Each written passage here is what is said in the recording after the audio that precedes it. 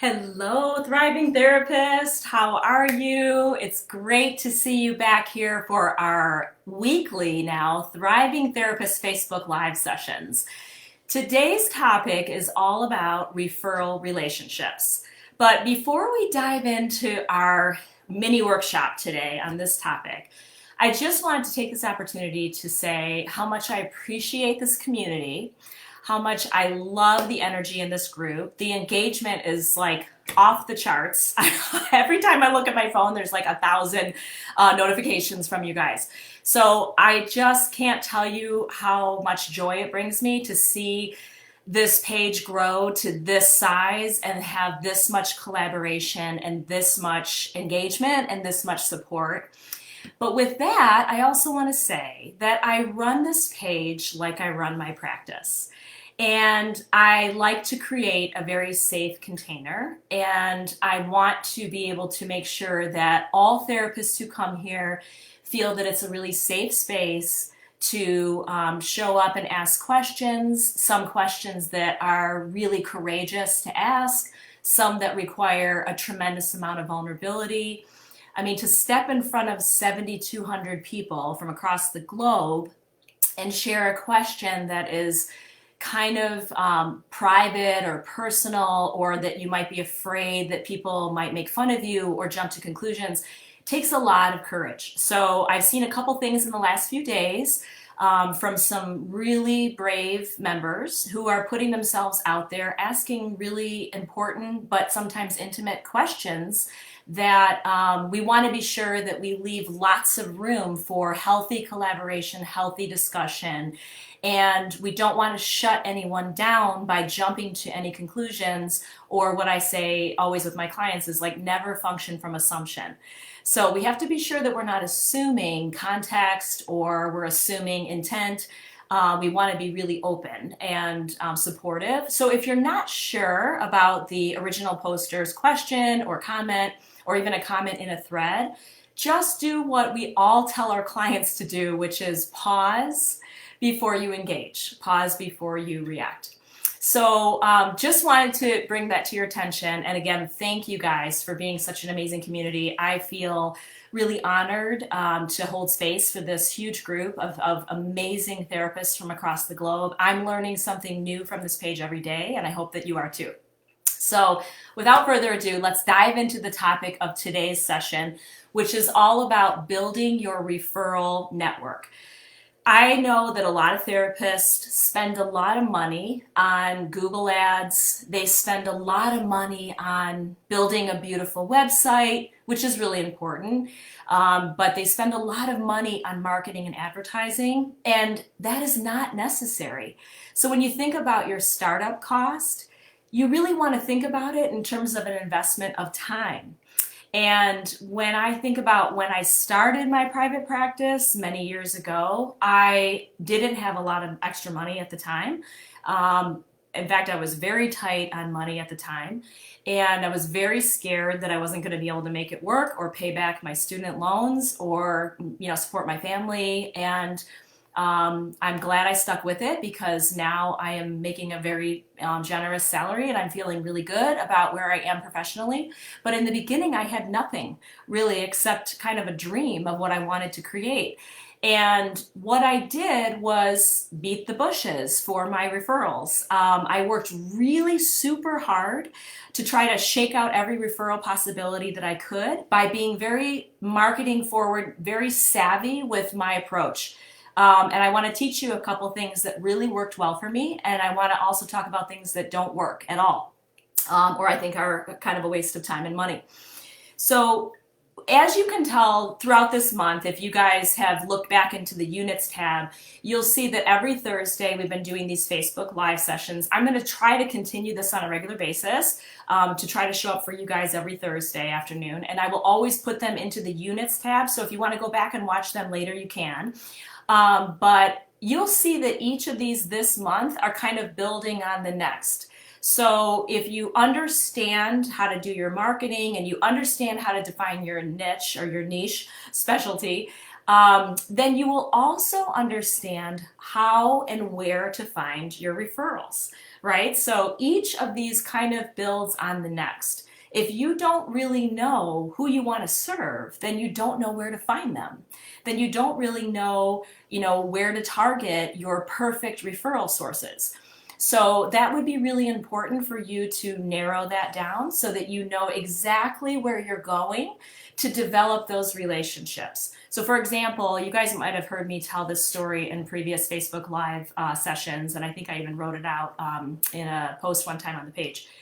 But in the beginning, I wanted to work with, and I still do, I wanted to work with a lot of female clients going through maybe depression, anxiety, life transitions, and I thought that my best place to target for the most referrals that I could get in that area of expertise would be OBGYNs. And what I did was write hey, I'm a new therapist in the area, here's my practice information, to 300 doctors in a tri-county area. And I addressed every letter and I mailed them all out, and I only got one response. One doctor. I always tell this story because I want to teach you something really important. Nobody cares about your new practice. I hate to tell you that. I hate to break the news. What they care about is developing a significant referral relationship with you. And so this one doctor that wrote me back was actually interested in my practice because he was opening a new practice down the street. And so when he got my information, he was like, come on into my office, thinking we'll scratch each other's backs here, right? You can send me some referrals and I'll send you some referrals, and it will be this nice mutual reciprocal relationship. Now, not every single referral relationship that you develop has to be mutually, beneficial.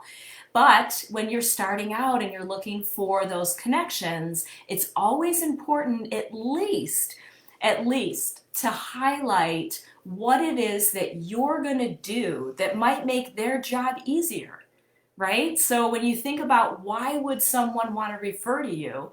Well, because OBGYNs likely do not have the time to support a client through an extensive postpartum depression, session while they're doing a physical exam. So that's why it would be great if they could offload that need to a therapist in the area, so that they can focus on the needs of their patient when they're doing a physical exam, and that we can handle the psychosocial, emotional, mental health kind of aspect. So that makes their job a little bit easier. That makes their patients a little bit healthier and lower risk. And again, there's the mutual benefit. So I hope that's clear, because that's so important. And it was something I learned the hard way when I was first starting out. So you guys, I see a few of you joined us here. Feel free to drop a little comment. Let me know where you're tuning in from and whatever questions that you might have about referral relationships today. I have a couple little tips for you.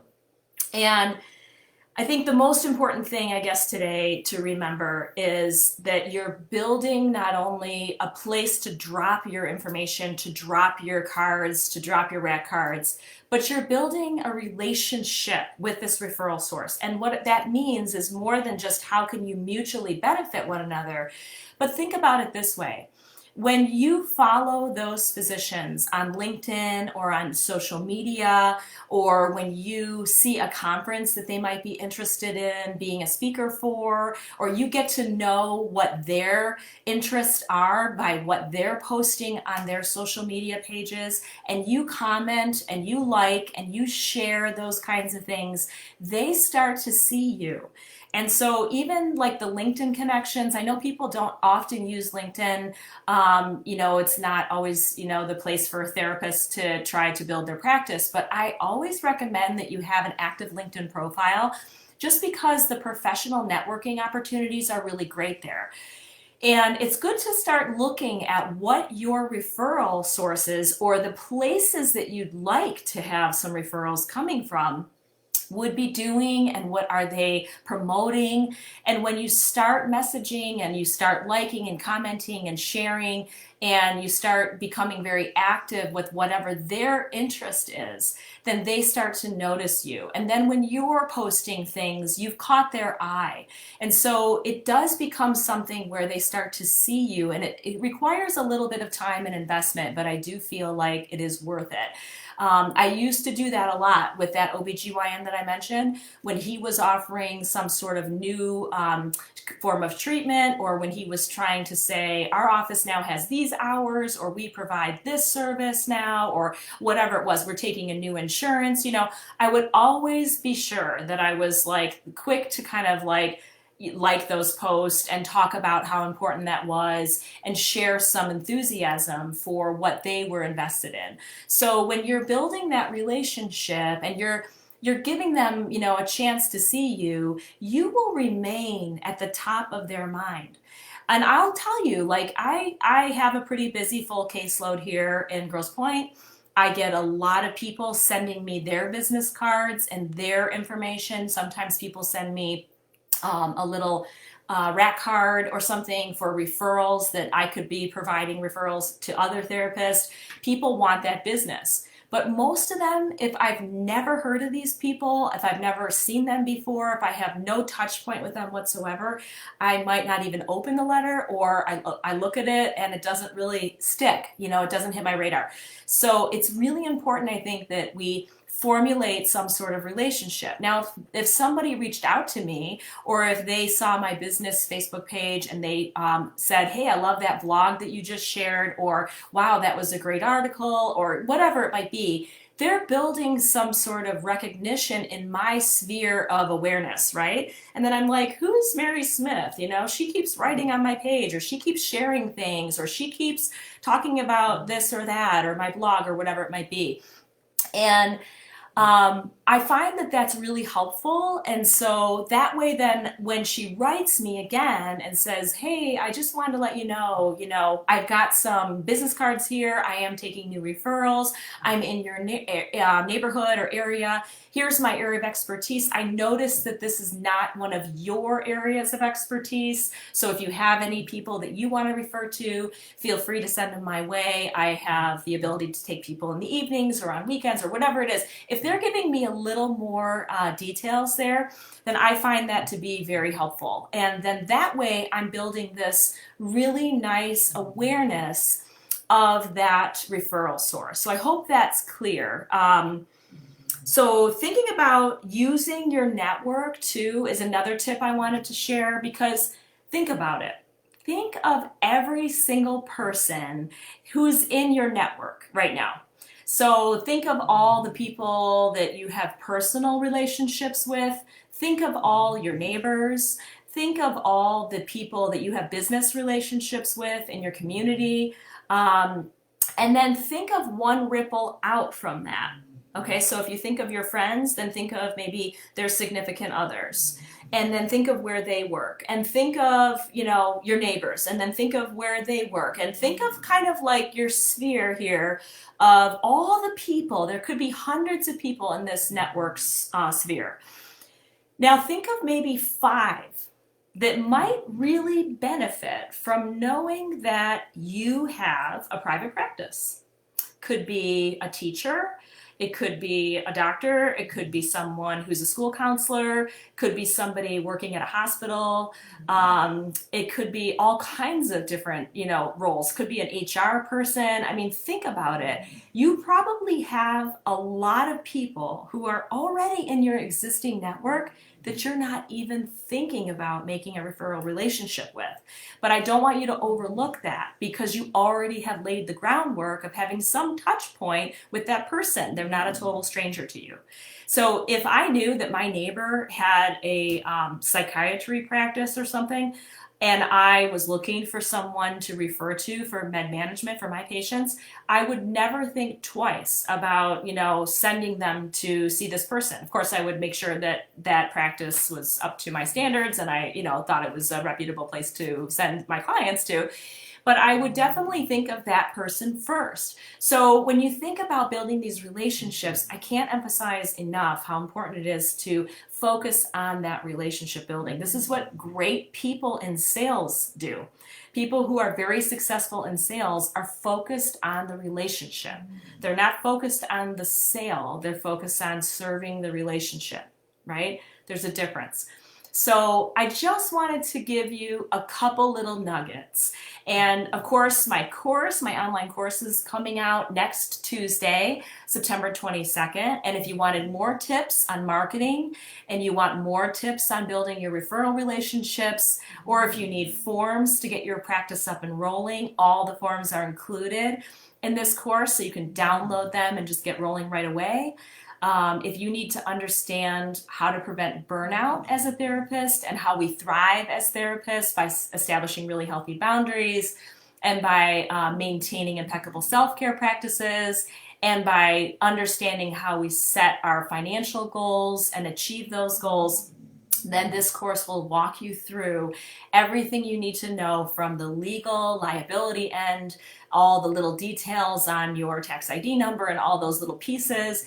I take you through and hold your hand literally through each step of the way. So I had so much fun. It was really my joy to serve this community in that way with the students who joined us in the last cohort. And they have done some pretty remarkable things in a really short amount of time. So I think it sometimes helps to have a coach to hold you accountable to these kinds of goals. And if this feels like a good time for you, then you are welcome to join us because the course opens again. This will be our last cohort for 2020. And I would love to have you guys. So if you'd like to join us, you're more than welcome. I don't see any comments here today. So if anybody has any questions or comments, I might not be able to see them right now, or maybe you're just a silent crowd, which is totally fine too. But again, I want to thank you guys for being such an awesome community. I just want to remind you that we are always committed to making sure that this space is safe for all to share without being shamed or judged, that we support and collaborate the evolution of all therapists, and that we want to be sure that when we're sharing comments and making commentary on the threads that are in our posts that we share as a community, that we're doing so with loving kindness and compassion, and that we're deeply listening to all of the people who are in this group, because it's very important that we maintain that sense of safety and collaboration. So great to see you guys. I wish you a very happy Thursday afternoon. I hope you learned some really good little tips today about building those referral relationships, and I will be back on here next Thursday with my favorite topic, which is self-care for you. So we'll be talking very extensively about why it's so important that we practice self-care, what does self-care actually mean, and how it helps us stay healthy and keep thriving. Okay, that's all for today, and I will see you guys very soon. Have a great afternoon, and let me know if you have any questions. I'll talk to you soon. Bye-bye.